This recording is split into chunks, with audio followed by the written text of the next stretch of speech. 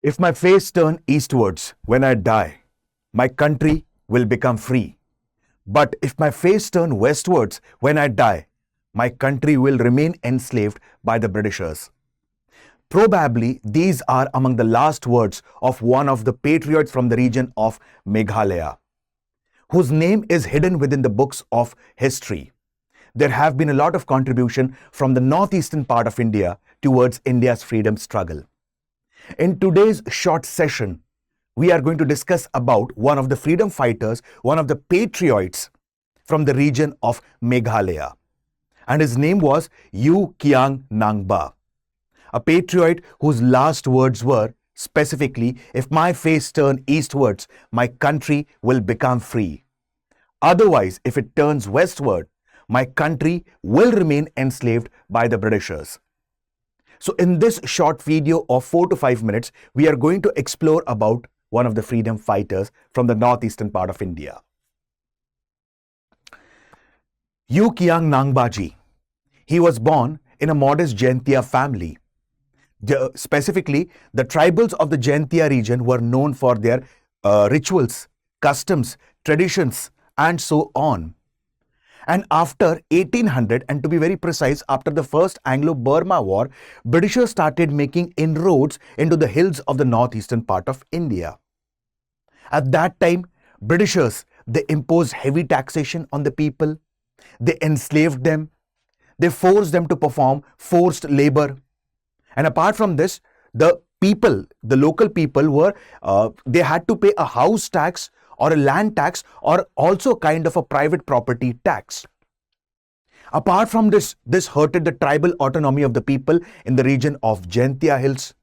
At that time, Kiang Nangbah ji took a vow specifically to protect the customs, traditions and culture of the Jaintia Hills. Apart from this, to overthrow the British rule, not only from the Jaintia Hills, not only from the northeastern part of India, but from the entire India. And after this, he took a step. Precisely speaking, the uprising of 1860 to 18... Precisely, the uprising from 1860 to 1862.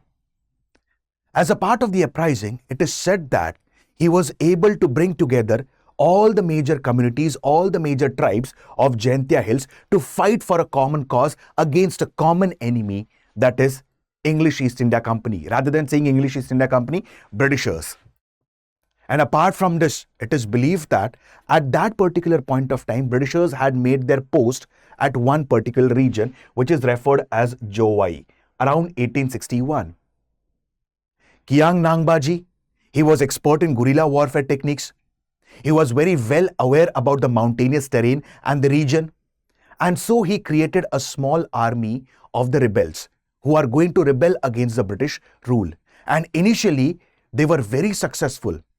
And they attacked the British outpost at Jowai around 1861. And the rebellion spread across the entire Jaintia Hills. Apart from Nangbah ji, or Kiang Nangbah ji, he was also supported by other leaders, the tribal leaders, precisely of the Jaintia Hills. For example, U Rangba Thongni and U Manik Raitong. The movement spread in the entire region of Jaintia Hills. But Britishers, they were known for their superior weaponry. They were known for their warfare techniques. So, at that time, Richard Houghton, he launched a counter-offensive. And when he launched a counter-offensive, it is believed that the entire plan got unearthed. The entire plot, it got unearthed. And there was a betrayal. One of the informants, he informed to the Britishers about the whereabouts of U Kiang Nangbah ji. And he was being arrested. It is believed that Britishers at that time had used one policy, and that is referred as scorched earth policy. Now, what is scorched earth policy all about? I'll give you a very small example. We had seen one of the videos specifically about Maharaja Prithuji, who is also referred as savior of Assam. At that time, specifically, I'll give you an example from medieval India so that you can correlate the things. Precisely, Bhaktiyar Khilji, he was destroying all the universities. He had destroyed Nalanda University. He had destroyed Vikramshila University, Udantipur University. I'm giving an example to make you explain the scorched earth policy. Okay. So he destroyed many universities, and now he had a plan to move towards the region of Tibet. And for that, he had to go through the region of Assam. At that time, Maharaja Prithu, who is also regarded as savior of Assam, had used scorched earth policy against whom? Bakhtiyar Khilji. And what is scorched earth policy? Destroying all the resources on which the army was dependent. Same policy was adopted by Richard Houghton here. So Richard Houghton, he usually used a scorched earth policy wherein the resources were being destroyed, and there were many informants of the Britishers who were specifically spying on Kiang Nangbah ji. So because of the betrayal by these informants and the scorched earth policy used by the Britishers, at that particular point of time, he was being arrested. After being arrested, a trial was conducted against him.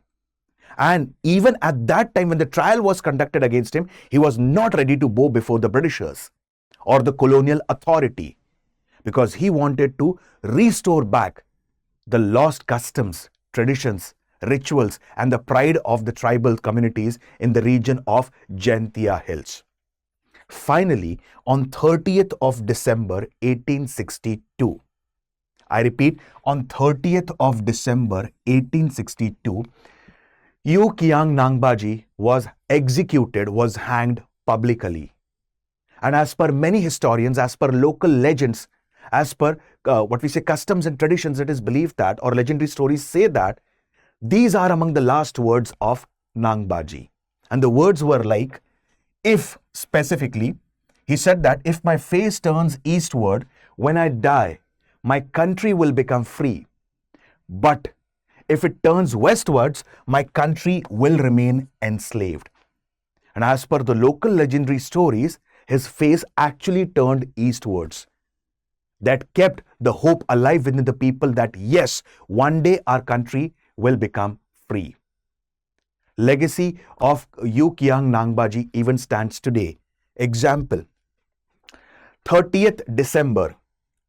December 30 is observed as U Kiang Nangbah Day in Meghalaya to commemorate his martyrdom. Apart from this, there are many monuments and there are many institutions named after U Kiang Nangbah ji. For example, Kiang Nangbah Government College in Jowai. Okay, so this was a short story about one of the martyrs, one of the patriots from the northeastern part of India, and precisely from the region of Meghalaya, U Kiang Nangbah ji.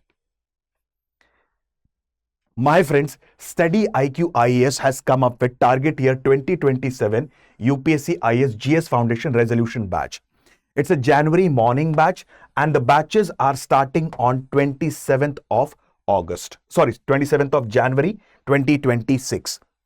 So the batches are for 2027. It's a foundation batch. The batches are available in bilingual mode, that is Hindi plus English. A separate batch for Hindi medium, and the most important one, a very separate batch for English medium that will cater to the needs of the aspirants precisely from southern part of India and northeastern India. And everything would be taught to you in quite depth and detail, all the subjects, corely in English language.